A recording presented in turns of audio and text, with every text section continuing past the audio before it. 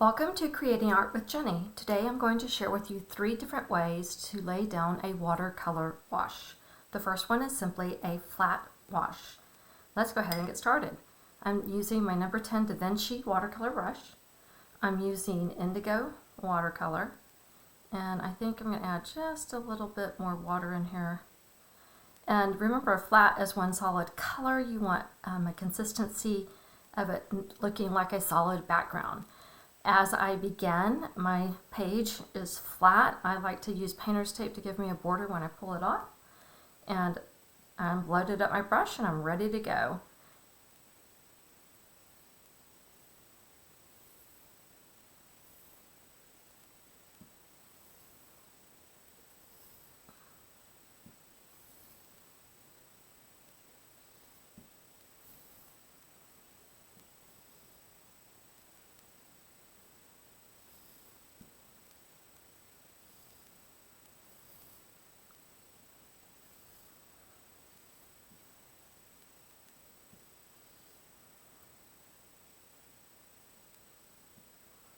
So your goal is to try not to go over it too much. You kind of want to make sure that it's all the same type of color.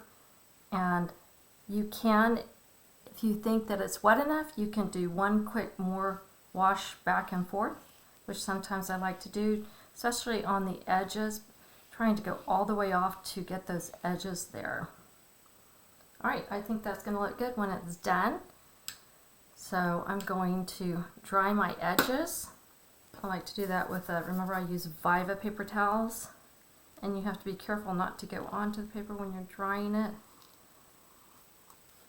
And I can already tell that there's a little spot right there. It's very dangerous to try to do that because it can impact. Sometimes you just got to live with the little tiny things that happen. Because if you try to change it too much, it just might make it worse. And it is incredible, though, that the human eye can pick up such small things that are off. And it's a pretty cool thing, but it also can be frustrating when you're trying to look for perfection and doing something. But I am probably not a perfectionist, but like to be close to. So I can see that I also went off over here, but you know what? Let it dry and we'll see what happens.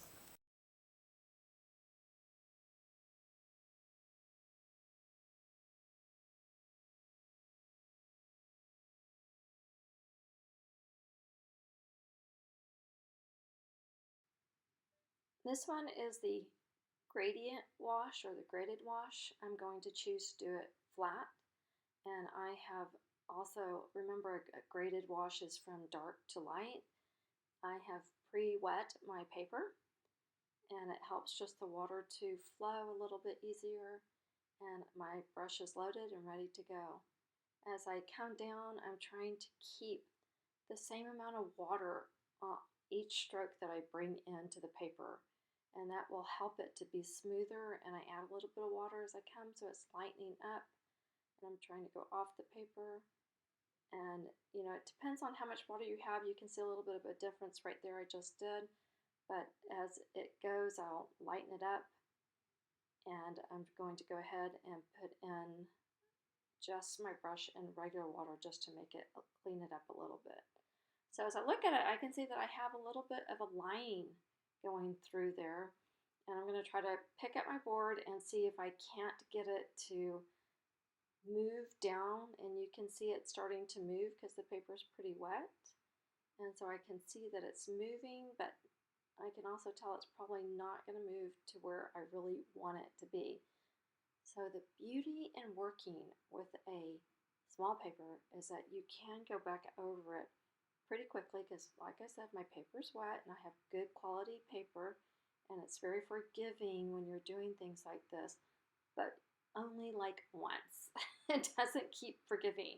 So I'm going to go back over it quick with a quick wash, and as I go down, it just becomes lighter because that's how it is. So now I can see that it's pretty smooth. I like that. If you're working with a larger piece of watercolor paper, you really do have to work much quicker, and you really, I mean, you can still go back over large watercolor papers, but it's just something you have to learn. So let's let this dry and see.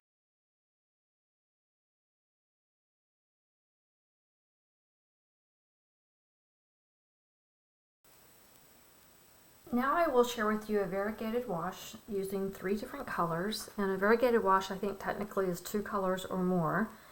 And I will use these, and then I'll show you how I create a sunset using all 3 of these. That is, to me, what I see around my house at night. So I'm starting, my paper is wet. I'm just going to start with my blue at the top. And so remember, a wash is just something you want for your background. And you want it to be, I like washes to be about the same type of value.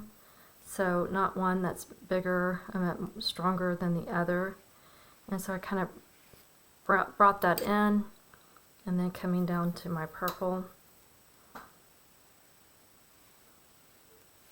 And I'm just going to leave that alone. I think it's going to be very soft. And of course you can make it darker if you want, but I chose not to. So it's blending, it's kind of blending very well. I can already see that it's kind of blending in these. I like these colors together.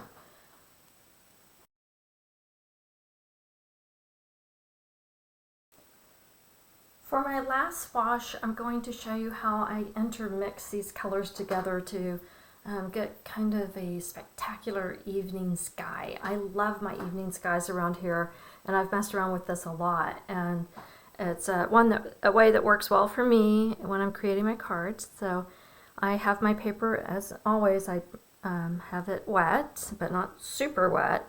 And I'm going to just start at the top, trying to keep my paint water consistent.